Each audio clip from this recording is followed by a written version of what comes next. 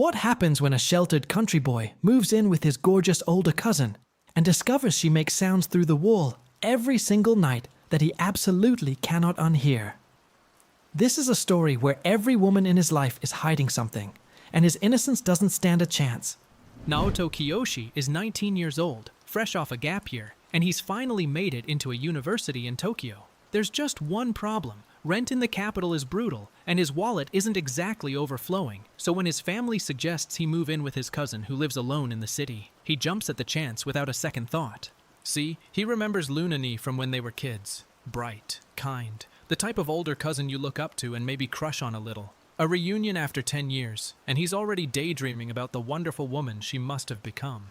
He rings the doorbell with his heart pounding, announces himself like he's reporting for duty, and waits. The door swings open and Luna greets him with a casual, "Long time no see," all smiles and sparkles. But something is very, very different about the girl standing in front of him. She's got silver hair, piercings, and she is not dressed for company, or really dressed at all. Naoto's brain short-circuits in real time as he takes in the scene. Trash everywhere, lingerie hanging out in the open, and Luna acting like none of this is remotely unusual. He nervously enters the apartment, and she cheerfully tells him to put his luggage wherever he wants.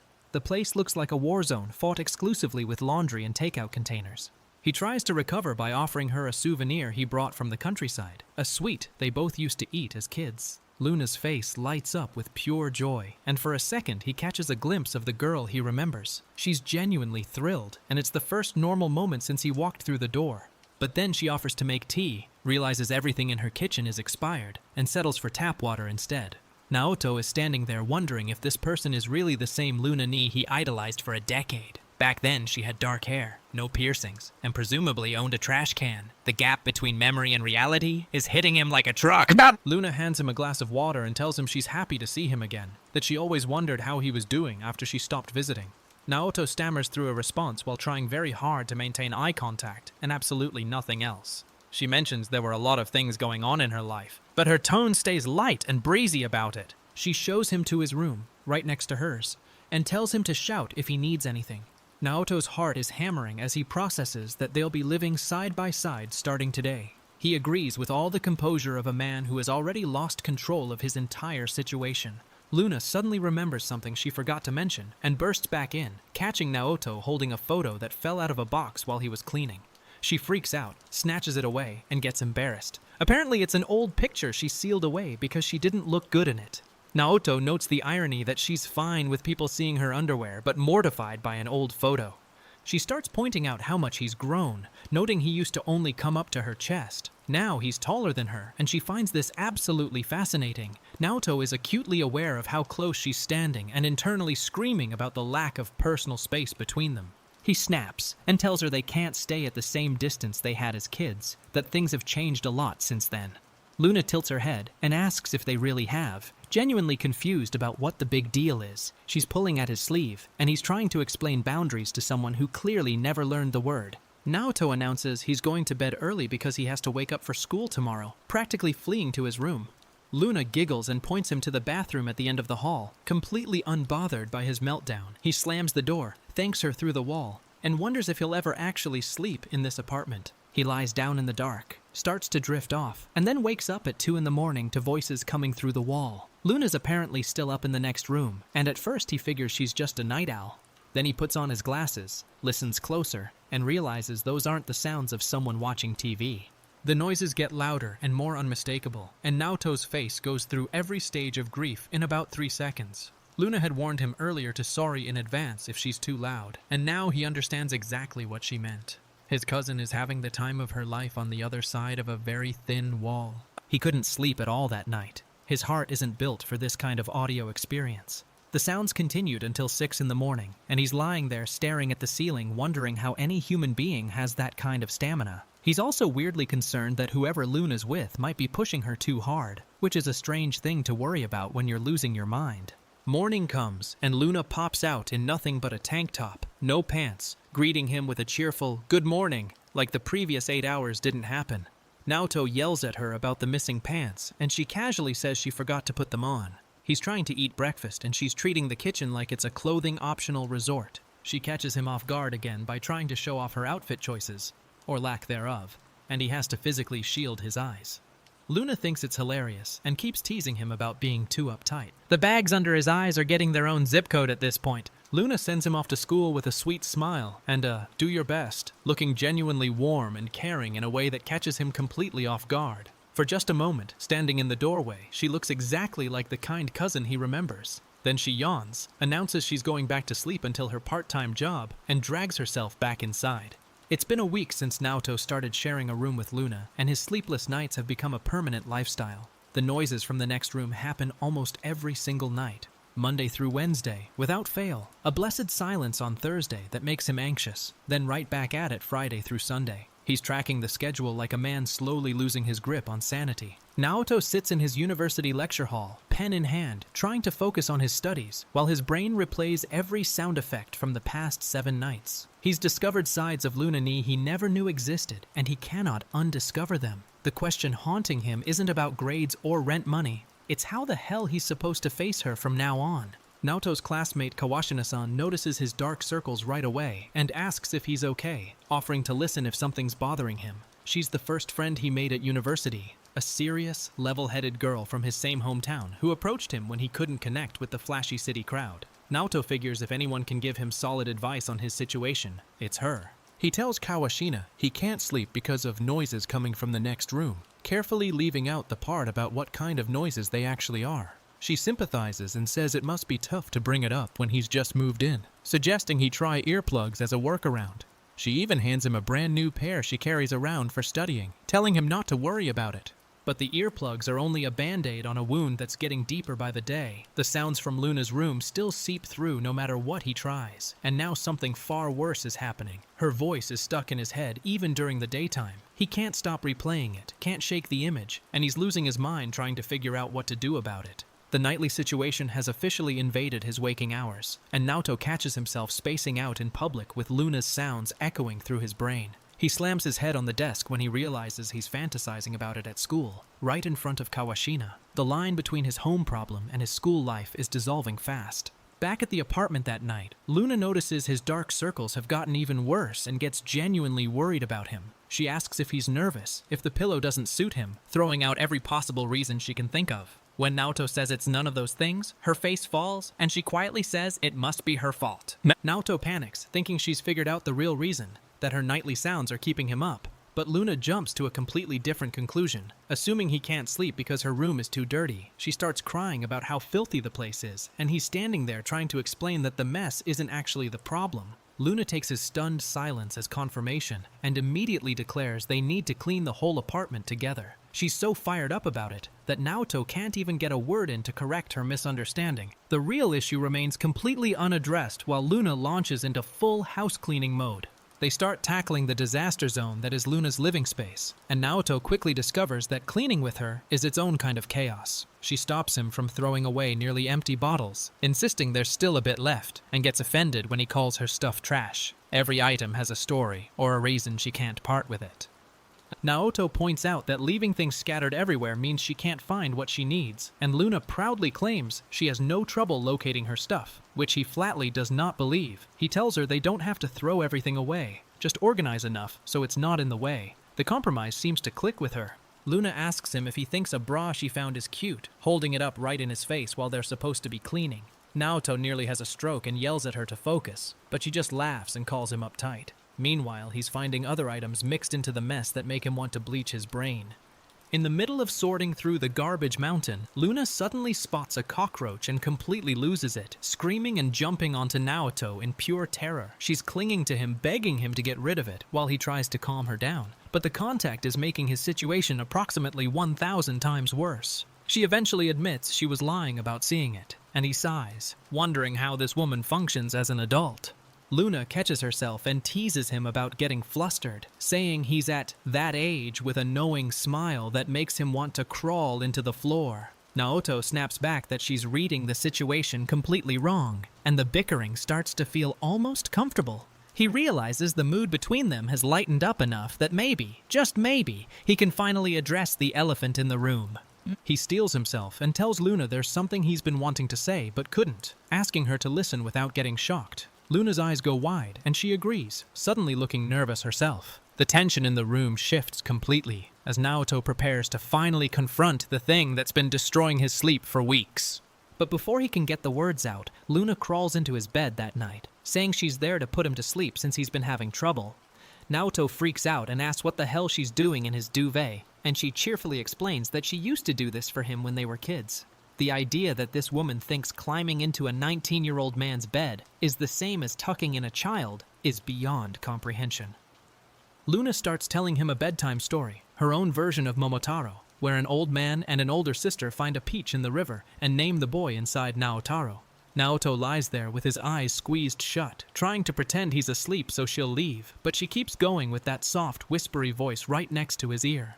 He realizes Luna is simply not the type of person who listens when you tell her to stop. She leans in even closer, whispering that the older sister loves Naotaro's hands and starts noticing things about how he's changed. His Adam's apple, his muscular chest. Naoto is rigid as a board, sweating through his sheets, while Luna seems genuinely fascinated by how much he's grown up. He yells that there's such a thing as going too far with teasing, but she just keeps exploring. Then she notices something pressing against her through the blanket and sleepily mumbles about feeling something hard poking her. Naoto's soul leaves his body as she looks down, puts two and two together, and they both freeze in absolute horror. He screams, launches himself out of bed, and Luna stares in confused shock before the reality of the situation hits them both like a freight train. Luna apologizes from behind the door, saying she thought he'd be asleep by then and that she got carried away. Naoto is huffing and panting on his bed, telling her there's no way anyone could sleep through that kind of assault. She retreats to her room, and he's left alone in the dark, more awake than he's ever been in his entire life. Naoto tells Luna it's fine, and to go back to her room, but sits there in the aftermath knowing something has fundamentally changed. He decides it's time to use the last option available to him. He's going to tell Luna straight up that he can't sleep because of her nightly sounds. The embarrassment might kill him, but the alternative is losing his sanity completely. He clenches his fists and makes the resolution. He'll tell Luna Ni that her noises at night are keeping him awake, and he needs to do it before he loses every last shred of reason he has left. Luna is already peacefully asleep in the next room, completely oblivious to the courage he's trying to summon. The chapter ends with Naoto psyching himself up like a soldier heading into the most mortifying battle of his life. It's a new chapter, and Naoto is sitting in a flashback to his childhood, a memory of young Luna Ni with dark hair, visiting his family in the countryside. Little Naoto noticed her bag was an absolute disaster, stuffed with clothes and makeup crammed together like a four-dimensional pocket. Even back then, Luna's idea of organized was just knowing roughly which pile something was buried in. The flashback cuts deeper, to a moment that changed everything for young Naoto.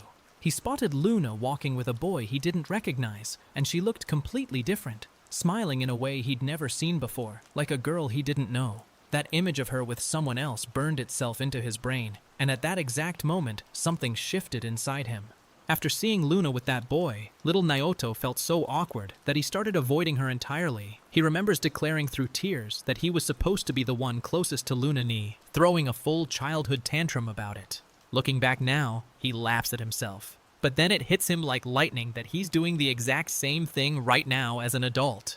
The realization sends him reeling. He never wanted to bring up the nightly sounds because deep down, acknowledging them means acknowledging that Luna has a boyfriend. If he says he heard her, she might just start meeting the guy somewhere else, behind his back, out of his reach. The thought of that makes him clench the sheets and whisper that he doesn't want that, even though he knows how childish it sounds. Naoto admits the truth to himself while lying face down on the floor. He still wants to be the closest person to Luna Ni, and that's why he couldn't bring up the noise issue. He still has a part of his childhood self inside him, that possessive little kid who wanted her all to himself. The moaning problem was never just about sleep, it was about jealousy he couldn't name. Meanwhile, a university freshman social gathering is happening, and Naoto finds himself at a drinking party surrounded by loud, rowdy classmates. He feels totally out of place until Kawashina-san sits down next to him, saying she feels most comfortable by his side, since they're from the same region. Her presence calms him down enough that he starts to actually enjoy himself. Naoto gets a little buzzed and watches Kawashina taking care of him, handing him tea, telling the rowdy guys to ease up on the drinks. He starts thinking about how right now, all he wants is to make up for the lost time with Luna Ni and get closer to her. The alcohol is making his thoughts honest in a way sobriety never allows. Kawashina checks on him again, noticing he's spacing out, and gently asks if the neighbor noise situation has been resolved. Naoto's face gives away everything before he even opens his mouth. She can read him like a book. She points out that if he doesn't say anything, it'll look like he's deliberately choosing to listen, which is somehow even worse. Kawashina gives him genuinely useful advice. When you don't know anything about a person, it's hard to know what to say to them, so maybe he should start by getting to know his neighbor better first. Naoto processes this, realizing she's right. But of course she doesn't know the neighbor is actually his cousin. He's lived with his whole childhood. The advice still lands though, because the Luna he lives with now is someone he barely knows. Naoto comes home from the party to find Luna in the hallway talking to someone. A man's silhouette disappearing through the door. He freezes, wondering who she was with. But before he can process it, Luna cheerfully pushes him inside and asks if he's back early. Then she leans in with a sly smile and asks if he happened to see that just now. Naoto panics and shouts that he didn't see anything, even though his face is screaming the opposite. Luna closes the door behind the mystery guest and stares at Naoto with those big eyes, leaving him wondering if the guy from earlier is her boyfriend. He couldn't catch a clear glimpse of the man, and now the question of who Luna is dating is eating him alive. Back at the apartment, Luna stretches and thanks Naoto with a happy sigh, and the context becomes clear. The mystery wasn't what he thought at all. She reveals that the sounds he's been hearing were from a massager, and the whole nightly noise situation suddenly gets reframed. Naoto's jaw drops as weeks of lost sleep and existential crisis get explained by a single household appliance. The room is now spotless after their cleaning marathon, and Luna is thrilled that she can finally see the floor. She got tired halfway through and made Naoto do most of the heavy lifting, but she's glowing with satisfaction anyway. Then she cheerfully suggests they clean his room next, and he flatly tells her to do her own room herself. While organizing, Naoto stumbles across a box labeled treasure that Luna clearly didn't want him to find. She freaks out and tells him not to look at her stuff without permission, but he's already opened it. Inside are all the little gifts and trinkets he gave her when he was a kid. She kept every single one, stored in a special box that wasn't covered in dust, meaning she'd been opening it regularly. The discovery hits Naoto right in the chest. Luna has been treasuring his childhood gifts all these years, looking at them from time to time. He feels himself blushing and immediately tries to shut it down, reminding himself that she has a boyfriend and it's ridiculous to get sentimental. He grabs the box and declares he'll keep it in his room for safekeeping, rushing off before she can see his face. Luna watches him go with a soft, knowing expression, the kind of look that says way more than words ever could. She picks up a little bun-shaped keychain that looks like a grumpy version of Naoto and giggles, saying the sulky face is cute too. She squeezes it, nibbles on it playfully, and clearly this boy means a lot more to her than she's letting on. Later that night, Naoto lies in bed, unable to sleep again. But this time, it's not because of any sounds from next door. He's replaying the moment Luna called him a brat, the pout on her face, and the feeling of unease sitting heavy in his stomach. He can't talk to her properly anymore, and the distance between them is growing even though they live in the same apartment. He sighs and tells himself to just go to sleep and forget about it, but his body won't cooperate. The thoughts keep circling. Luna's face, her boyfriend, the box of treasures, the gap between who she was and who she is now.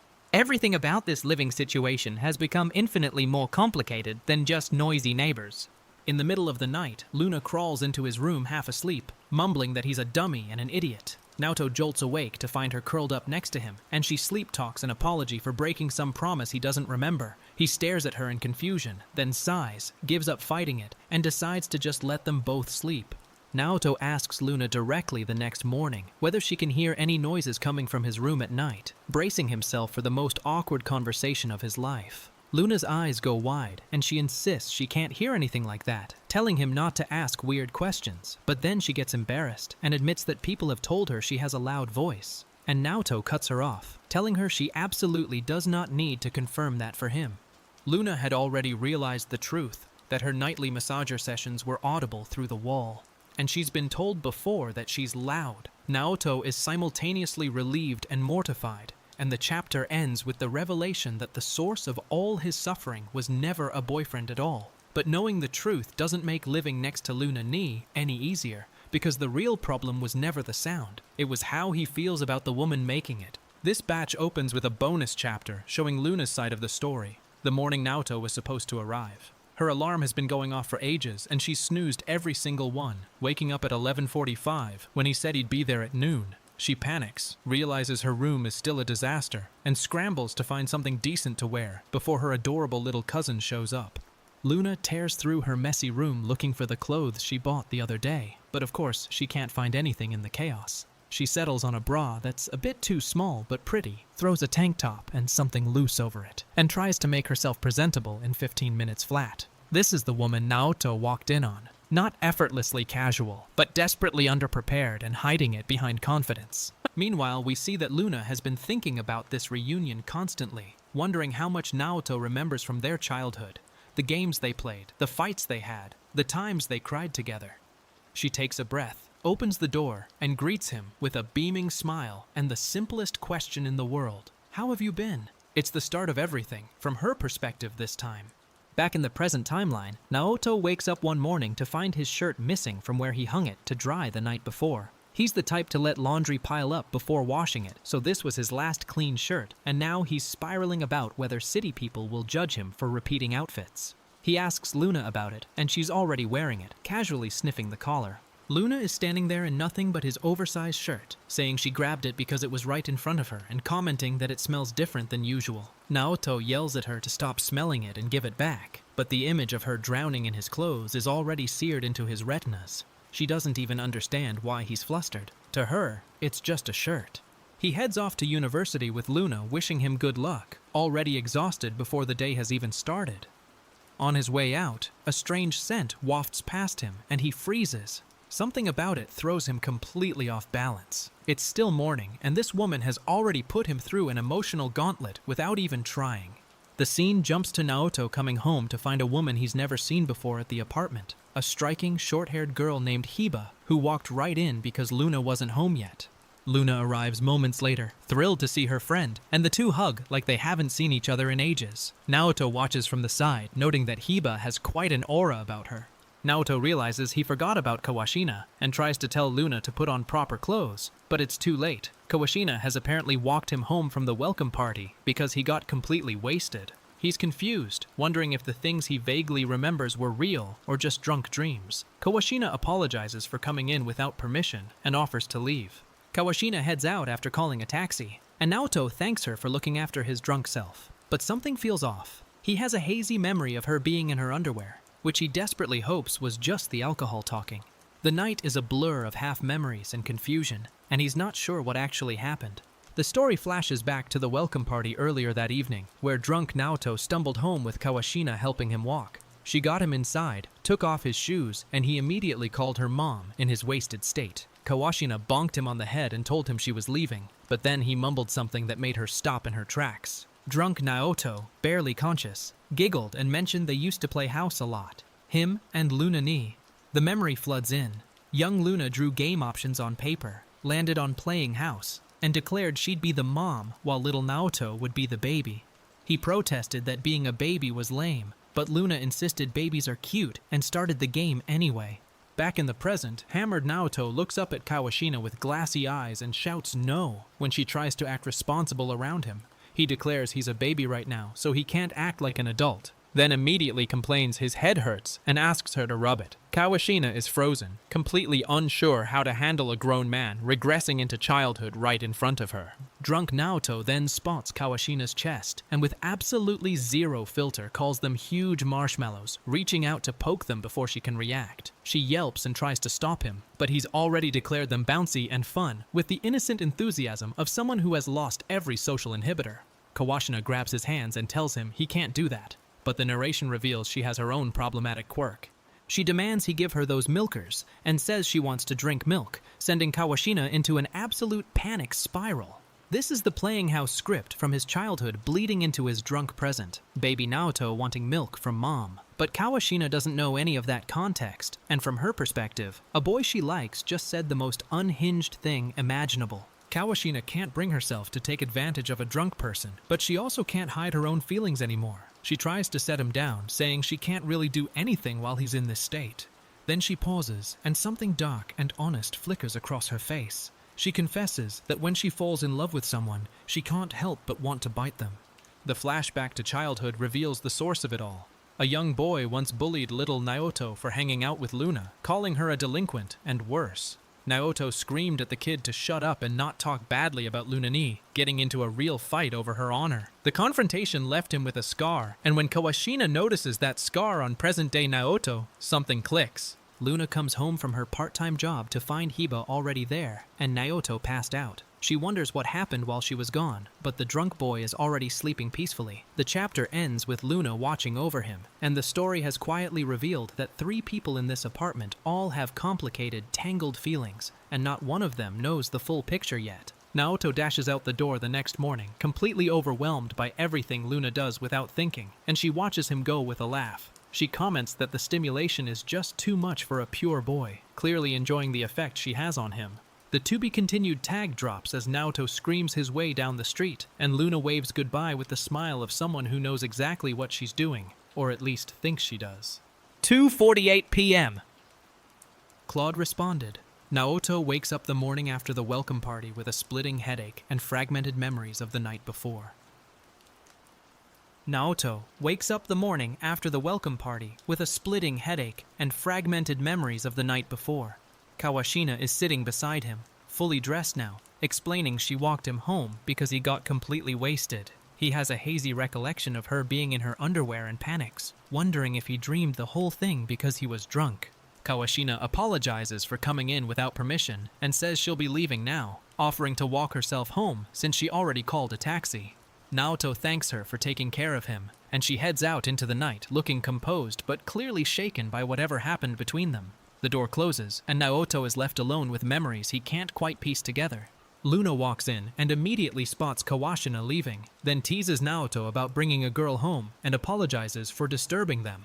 Naoto explodes, insisting Kawashina is just a friend from university, and that absolutely nothing happened. Luna and Hiba both laugh and tell him there's no need to be shy, saying he's really grown up, and he's screaming that nobody is listening to him. Hiba stares at Naoto and comments that even though he's grown up, Luna still teases him the same way she always did.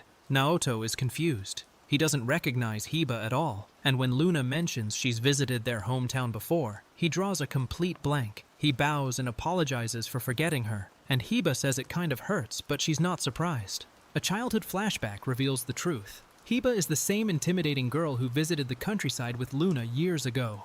Little Naoto ate her ice cream without permission, and she punished him for it, grinding her fist into his head while lecturing him about taking what belongs to others. She warned him with a cold smile that if he ever took her things again, he'd be in for a world of trouble. Back then, young Luna walked in on Hiba roughhousing with little Naoto and asked what was going on. Hiba smoothly said they were just playing together, and Luna bought it completely, hugging little Naoto and saying she was glad they were getting along. The flashback reveals that Hiba has always had a possessive, slightly dangerous edge, even as a kid.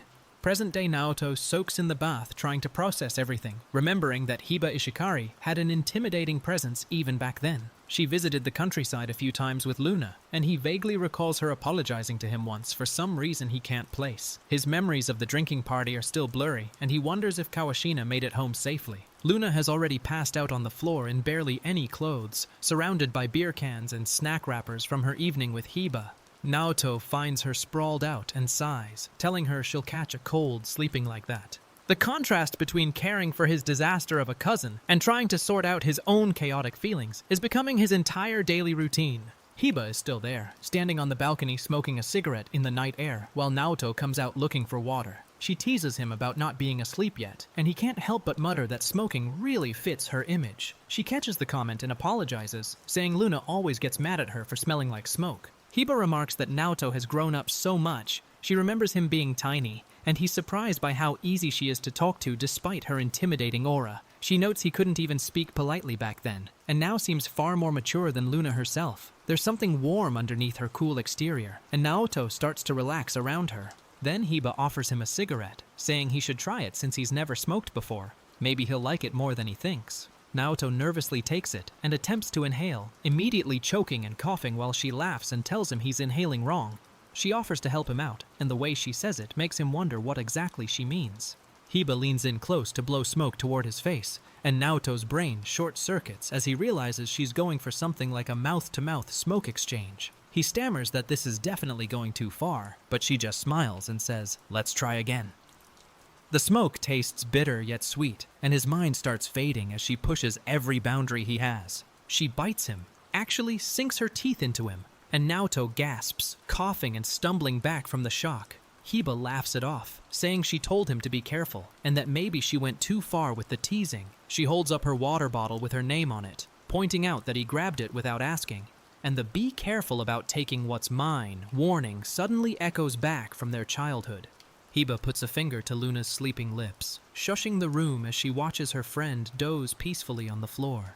There's something tender and possessive in the way she looks at Luna, a protectiveness that runs deeper than friendship. She steps out into the night, cigarette smoke trailing behind her, leaving Naoto standing in the hallway still processing everything. Naoto reflects on the encounter, realizing he should have escaped the moment he saw Hiba's snake tattoo curling up her arm. She was a predator bathed in moonlight, and he walked right into her territory without knowing it. The chapter closes with the narrator warning that this third girl is quite the character, and Naoto's innocence is in grave danger from every direction.